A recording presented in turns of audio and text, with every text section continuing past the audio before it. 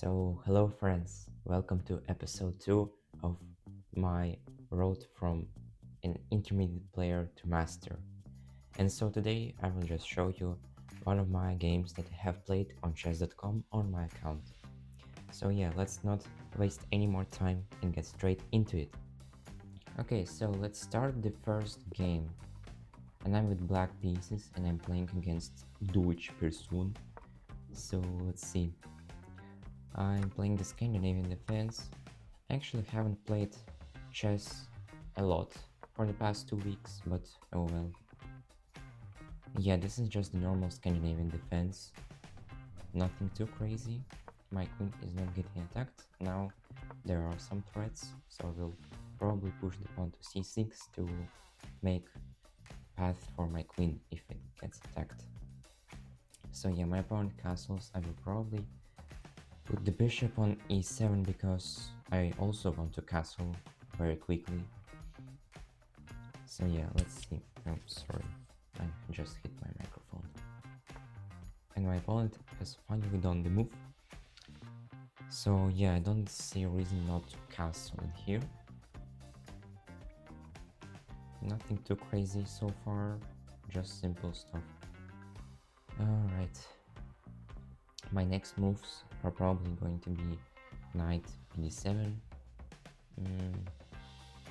Maybe then knight to...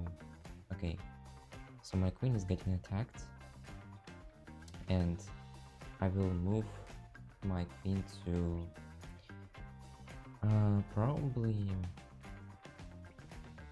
probably...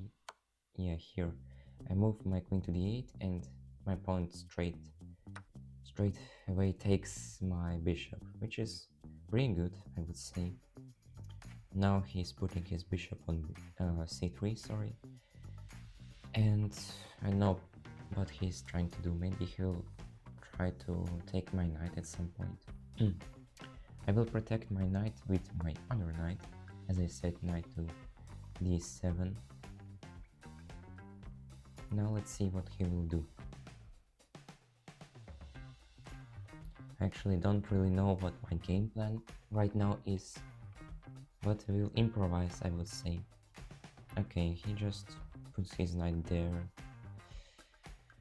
I mean, I could trade, obviously, but does that really benefit my position? I'm not sure. And if I will trade, my opponent will probably have much more active piece. So I will probably just play knight to b6. I'm trying to attack the bishop, or actually I'm trying to take the bishop on c4. Okay, finally my opponent moved. So my idea is to play maybe knight to d5 again to attack the other bishop, but if he moves away, then I don't really get a lot of stuff actually. I also could put my rook on d8 because yeah, because it's an open file and rooks love open files, so why not? Yeah, my opponent is not creating any threats to me, so life feels good right now, I must admit. This is actually kind of crazy how long my opponent is trying to think about their move. Okay, they finally moved, and I must admit, it's a very interesting move. So he's spinning my knight to rook. So, I could move my rook away, and that's pretty much it. Let's see. I mean, this is going to be a pretty useless move, but oh well, I will play rook to c8 just to unpin my rook.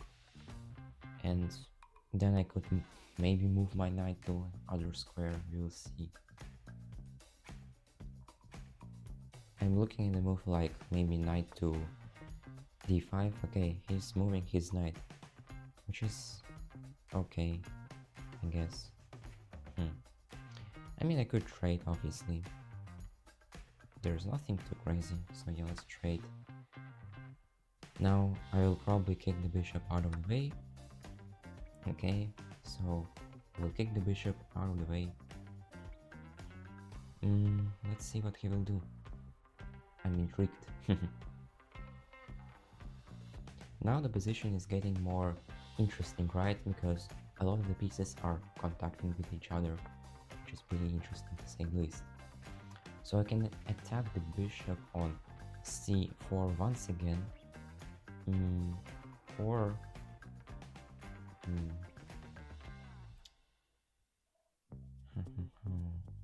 not sure though. I want to try to trap the bishop, but it's not the easiest solution in the world, I would say. So let's just try, because a plan is better to have no plan. So my plan is to play maybe pawn to a5, then pawn to b5, and then pawn to a4. Maybe we will trap the bishop if my opponent is not going to be careful. And my opponent is trying to protect himself by not trapping his bishop, which is a smart idea, I must admit. I will still play pawn to a5, because why not? So yeah, we'll try to take the bishop on c3, but we will see what my opponent will do. Okay, so my opponent played h3, pretty logical move, I must admit. So knight to d5, as I said. Let's see what my opponent will do. My opponent just moving the bishop. Now I must admit, this position is not the greatest I have played. So let's see, what can we do? Again, I will probably put my rook on d8, because it's a very active square for my rook. It's a semi-open file, and it just makes sense for me to play this move. Queen to f3. Okay, now we're getting into some serious stuff. Alright, so is there any threat? I don't see one at all. So what can we do actually? Not sure though. I can double up my rooks, which seems fine, I suppose. Let's try to double up my rooks. For now, this is a good plan. So I will double up my rooks on d file, and my opponent probably does the same on e file. Yep, funny. Alright, let's see. So if I will move my knight here, nothing happens at all. I can probably move my queen to f6, and I'm targeting the pawn on b2, which is pretty good, I suppose. If my opponent plays like bishop to c3, it's a useless move, because he'll just lose his bishop. Okay, he took the knight. So I think that I will recapture. I wanna say I will recapture with the pawn, because I want to take advantage of my pawn structure, and I want to keep the position a bit more closed. Now this is a pretty good move. I actually haven't spotted it before, and yeah, so I will have to move my queen. I don't know if moving my queen to g6 is the safest move, but it's a move, and I will play it for sure.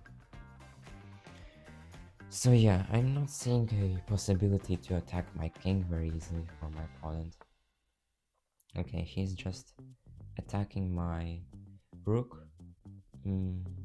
I can move the rook somewhere, probably. Let's see. There's nothing wrong with the move like the rook to c6. I don't have to think for this move too long. So okay, my opponent is pushing this pawn. It's a pretty useless move, because this pawn was already protected. So Yeah, I don't want to... I don't want to do anything to my pawn structure. Let's see. Oh, actually, I can win the pawn in here. That's cool.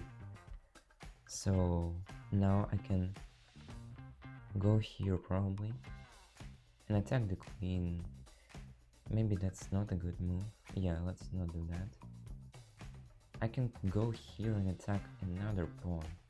Yeah, I will do it. Let's go here and I will try to take the pawn on a4. He might will protect it somehow, maybe with the queen or something. But we shall see. Yeah, this... Okay, this is strange. What does this move do?